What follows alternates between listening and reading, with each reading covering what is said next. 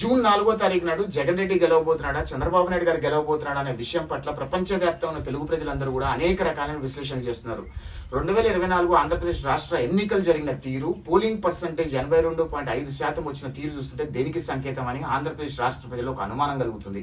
అదేవిధంగా ప్రభుత్వ ఉద్యోగులందరూ కూడా జగన్మోహన్ రెడ్డి ఓటమి కోసం పనిచేయడం, పోలీసులలో 80% మంది జగన్ రెడ్డికి వ్యతిరేకంగా పనిచేయడం, ఆంధ్రప్రదేశ్ రాష్ట్ర ప్రజలందరూ కూడా కసిగా బయటకు వచ్చి ఓటేయటం, ఆంధ్రప్రదేశ్ రాష్ట్ర ప్రజలు వివిధ రాష్ట్రాల్లో స్థిరపడ్డ వాళ్ళందరూ కూడా ఆంధ్రప్రదేశ్ రాష్ట్రానికి వచ్చి కసిగా ఓటు వేయటం, ప్రపంచవ్యాప్తంగా ఉన్న తెలుగు ప్రజల్లో దాదాపు 2.5 లక్షల మంది ఎన్ఆర్ఐలు వివిధ దేశాల నుంచి ఆంధ్రప్రదేశ్ రాష్ట్రానికి వచ్చి ఓటు వేయటం, ఇవన్నీ చూస్తుంటే జగన్మోహన్ రెడ్డి ఓటమి భయంకరంగా ఉండబోతుందని చెప్పి విశ్లేషకులు ఆల్రెడీ విశ్లేషణ చేస్తూనే ఉన్నారు. కానీ వైఎస్ఆర్ కాంగ్రెస్ పార్టీకి సంబంధించిన నాయకులు వాళ్ళ కార్యకర్తలు నింపే కాన్ఫిడెన్స్ చూసి సామాన్య ప్రజలు మళ్ళీ భయపడుతున్నారు.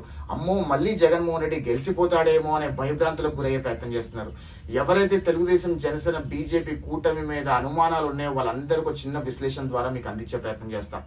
ఇన్ని వర్గాలు జగన్మోహన్ రెడ్డికి వ్యతిరేకంగా పనిచేయటం 2019లో కూడా ఇప్పుడు వైఎస్ఆర్ కాంగ్రెస్ పార్టీ వాళ్ళు వాళ్ళ కార్యకర్తలకు ఏ రకంగా అయితే కాన్ఫిడెన్స్ చూపిస్తున్నారో మళ్ళీ జగన్మోహన్ రెడ్డి గెలుస్తాడు అని 2019లో కూడా చంద్రబాబు నాయుడు గారికి సంబంధించిన సానుభూతి పరులు, చంద్రబాబు నాయుడు గారికి సంబంధించిన నాయకులందరూ కూడా అంతకంటే 100 రెట్లు భయంకరమైన కాన్ఫిడెన్స్ చూపించారు. మళ్ళీ చంద్రబాబు నాయుడు గారు ముఖ్యమంత్రి కాబోతున్నారు 2019లో అని.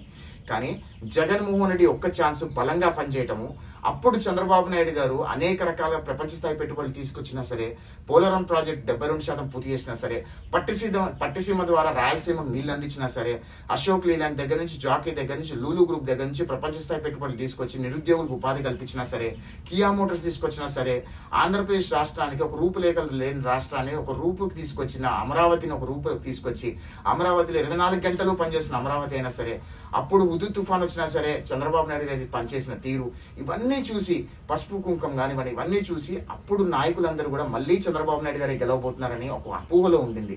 కానీ జగన్మోహన్ రెడ్డి ఒక ఛాన్స్ ఫ్యాక్టరు, ఆనాటి ప్రజలందరూ కూడా జగన్మోహన్ రెడ్డి పట్టం కట్టడం జరిగింది 2019లో. 2019లో జగన్మోహన్ రెడ్డి ముఖ్యమంత్రి అయిన తర్వాత 2024 వరకు జగన్మోహన్ రెడ్డి ప్రభుత్వం ఆంధ్రప్రదేశ్ రాష్ట్ర ప్రజలకి ఫీల్ గుడ్ ఫ్యాక్టర్ అందించడంలో విఫలమైంది.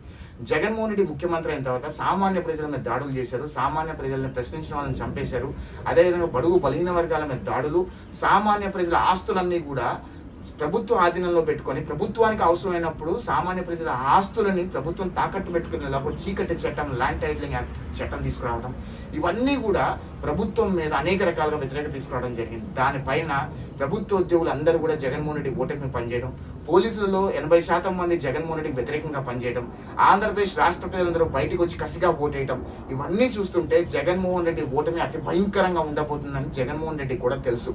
కానీ వైఎస్ఆర్ కాంగ్రెస్ పార్టీ నాయకులు మాత్రం వాళ్ళ కార్యకర్తలు కాన్ఫిడెన్స్ నింపుతున్నారు. ఆ కాన్ఫిడెన్స్ చూసి సామాన్య ప్రజలు తెలుగుదేశం, జనసేన, బీజేపీ కూటమి మీద అనుమానాలు ఉన్నట్టుగా వాళ్ళందరూ భయపడుతున్నారు. ఎందుకు ఈ భయం అంటే 2019 నుంచి 2024 వరకు జగన్మోహన్ రెడ్డి పరిపాలించిన తీరు, జగన్మోహన్ రెడ్డి ఏ రకంగా ఆంధ్రప్రదేశ్ రాష్ట్ర ప్రజలను భయభ్రాంతులకు గురి చేశారో అవన్నీ కూడా ఇప్పటికి కూడా సామాన్య ప్రజలు భయాలుగా మిగిలిపోయాయి. అందుకని ఇప్పటికి కూడా భయపడుతున్నారు. ఎవరైతే తెలుగుదేశం, జనసేన, బీజేపీ కూటమి మీద భయాలు ఉన్నాయో లేదా అనుమానాలు ఉన్నాయో వాళ్ళందరికీ ఒక విషయం చెప్తున్నా. తెలుగుదేశం, జనసేన, బీజేపీ కూటమి దాదాపు తక్కువలో తక్కువ 120 నుంచి 130 మధ్యలో గవర్నమెంట్ ఫామ్ చేయబోతుంది. అది తథ్యం, దాన్ని ఎవడూ ఆపలేడు. ఎందుకంటే సామాన్య ప్రజలందరూ కూడా ఓట్లేసిన ఓట్లన్నీ కూడా ఈవీఎంలో నిక్షిప్తమై ఉన్నాయి. ఈవీఎం ట్యాంపరింగ్ అనేది ఎక్కడా జరగదు. ఈవీఎం ట్యాంపరింగ్ అనేది ఒక అపోహ మాత్రమే. జగన్మోహన్ రెడ్డి ఈవీఎంలను ఏమీ చేయలేడు. కాకపోతే ఏంటంటే కౌంటింగ్ రోజు జగన్మోహన్ రెడ్డి అధికారులను కొన్ని ప్రయత్నం చేయగలుగుతాడు, లేదా భయభ్రాంతులు గురి చేసే ప్రయత్నం చేస్తాడు, దాడులు చేసే ప్రయత్నం చేయగలుగుతాడు. తప్పితే జగన్మోహన్ రెడ్డి తెలుగుదేశం, జనసేన, బీజేపీ కూటమి గెలుపుని ఆపలేడు అనే విషయం దయచేసి ఆంధ్రప్రదేశ్ రాష్ట్ర ప్రజలందరూ గుర్తుపెట్టుకోండి. ఎందుకంటే ఆంధ్రప్రదేశ్ రాష్ట్ర ప్రజల్లో ఈ రోజున్న భయానకమైన వాతావరణం 2019 నుంచి 2024 వరకు జగన్మోహన్ రెడ్డి పరిపాలన వల్ల వచ్చింది.